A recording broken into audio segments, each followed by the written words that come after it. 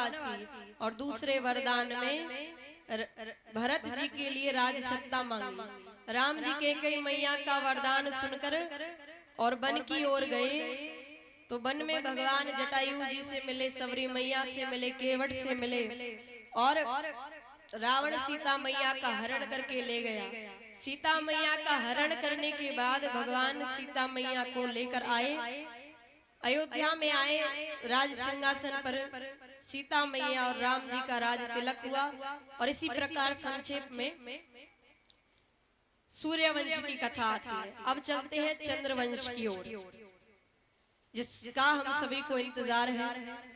मथुरा के राजा बाबा उग्रसेन बड़े ही धर्मात्मा हैं। दुर्भाग्य से बेटा कंस हो गया और वो कंस ऐसा कि उसे मार काट में ही आनंद आता है। एक दिन कंस ने अपने पिता ही को, अपने पिता, हाँ सुपारी ना छोड़ी जाए मोह माया तो दूर है।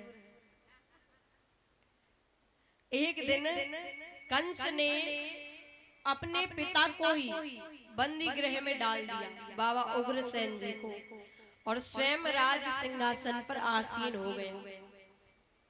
और अपना माहौल बनाने के लिए लोगों के बीच, जनता के बीच, कंस ने अपनी चचेरी बहन देवकी का विवाह अपने मित्र वसुदेव से कराया।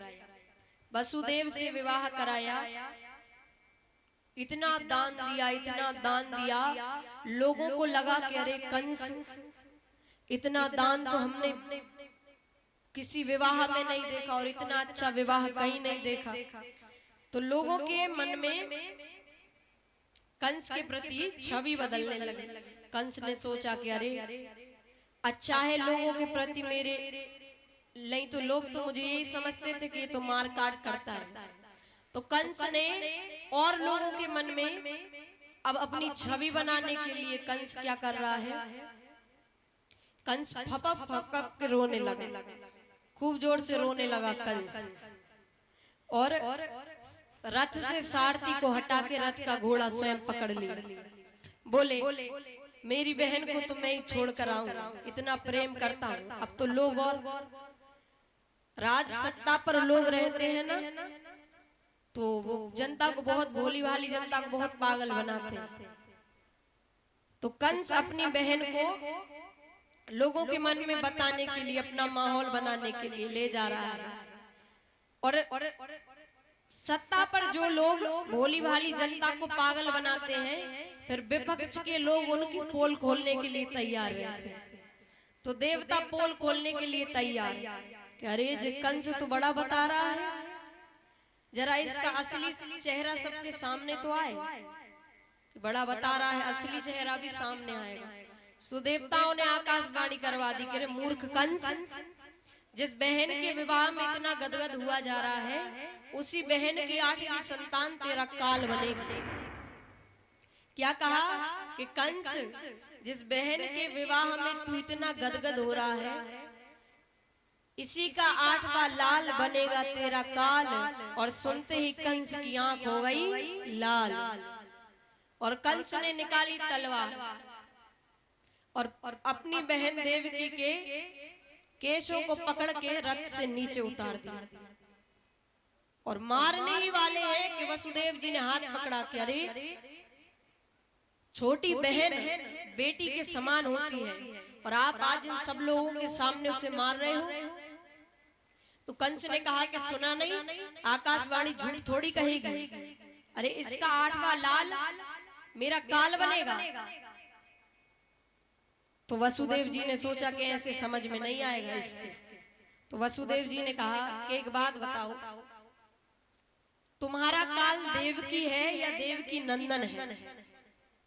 तो बोले देवकी तो मेरा कुछ नहीं करेगी, मेरी चचेरी बहन बेचारी, देवकी नंदन मेरा काल है। तो बोले देवकी को मारने से क्या होगा? तो कंस ने कहा कि ना रहेगा बांस, ना बजेगी बांसुरी, देवकी नहीं रहेगी, संतान नहीं होगी। तो वसुदेव जी ने कहा कि मैं वचन देता हूं, हमारे जो भी पुत्र होंगे मैं सबको लाकर तुम्हारे सामने रख दूंगा तुम्हें जो करना है तुम वो करना, जो उचित लगे। वचन दिया, लेकिन कंस ने कहा एक सौदा करते हैं, जब तक तुम्हारी 8वीं संतान नहीं होती तुम मेरे बंदी गृह में रहो। और बंधक बना लिया। बंधक बना लिया तो अब पहली संतान हुई। पहली संतान हुई, नाम रखा गया कीर्तिमंत, पहली संतान का। और जैसा वसुदेव जी ने कहा था तो ले गए कंस के पास। अब कंस ने सोचा कि इतना सा बालक मेरा क्या बिगाड़ेगा, और मुझे तो मेरा काल तो 8वीं संतान है, ये पहला। तो कंस ने कहा कि ले जाओ, 8वीं संतान हो तो मेरे पास ले आना। अब नारद जी को लगे कि यदि कंस के मन में दया के भाव आ गए तो इसके पाप का घड़ा कैसे भरेगा। तो नारद जी लेकर कमल का फूल और पहुंच गए कंस के पास। जाकर कहा कि कंस ये क्या है। कंस ने कहा हमसे क्या पूछ रहे हो, आज तो पूरे भारत में यही खिल रहा है। तो बोले ये बताओ इसकी कौन सी पत्ती पहली और कौन सी पत्ती 8वीं। अब कंस का दिमाग चकराएगा, वो तो यहाँ से गिनो तो इधर से गिनो, कहां से गिनो, हर पत्ती 8वीं हर पत्ती पहली है।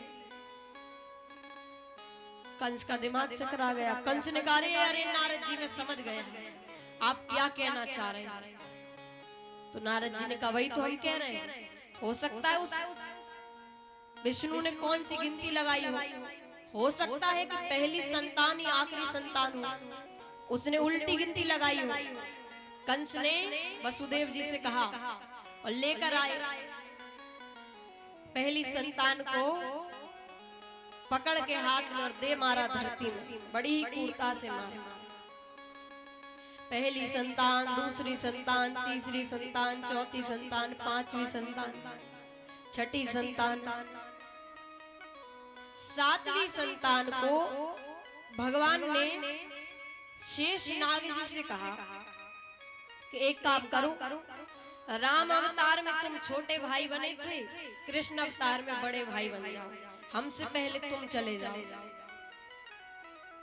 तो 7वीं संतान के रूप में बलदाऊ भैया को भगवान ने भेजा। अब बोले कि राम अवतार में तुम लक्ष्मण बने थे, अब इसमें बड़े बन जाओ, बलदाऊ बन जाओ। और भगवान ने योग माया से कहा कि योग माया तुम जाओ और जो 7वीं संतान शेष नाग देवकी माता के गर्भ में है उन्हें जाके कर्षित करके रोहिणी माता के गर्भ में भेज दो, रोहिणी माता के गर्भ में भेज दो। और तुम जाके यशोदा मैया के पास सो जाना, छोटी सी बालिका का रूप बना के।